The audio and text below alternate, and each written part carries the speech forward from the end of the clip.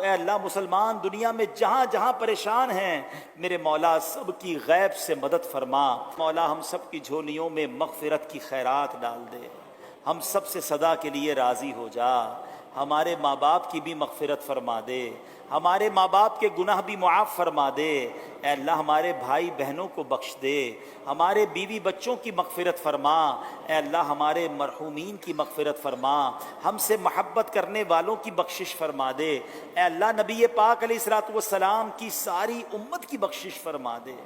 عالم اسلام کا بول بالا فرما۔ اے اللہ مسلمان دنیا میں جہاں جہاں پریشان ہیں میرے مولا سب کی غیب سے مدد فرما،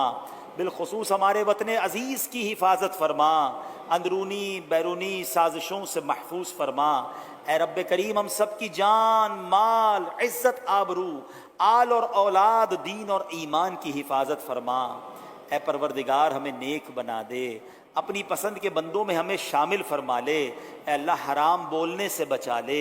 حرام دیکھنے سے بچا لے، حرام سننے سے بچا لے، حرام کمانے سے بچا لے، حرام کھانے سے بچا لے، اے اللہ تیری رضا والی زندگی ہم سب کو نصیب فرما دے۔ اے پروردگار جب تک زندہ رکھیو ہمیں صحت والی عافیت والی نیکیوں والی زندگی عطا فرما، اپنے در کے سوا کسی کا محتاج نہ کیجیو۔ اے مولا زندگی کی آخری نماز بھی کھڑے ہو کر مسجد نبوی میں ادا کریں، اور اے اللہ ہمیں ایمان والی عافیت والی مدینے والی موت نصیب فرما۔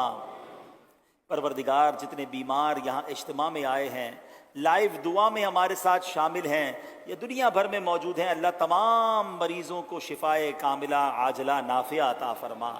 اے رب کریم پریشان حالوں کی پریشانیاں دور فرما، بے اولادوں کو نیک اور صالح اولاد عطا فرما، میرے مولا روٹھوں کو منا دے، بچھڑوں کو ملا دے، جو قرضوں کے بوجھ تلے دب گئے مولا ان کو قرضوں سے خلاصی عطا فرما۔ اے پروردگار ہمیں حاسدوں کے حسد سے بچا، بد نظروں کی بد نظری سے بچا،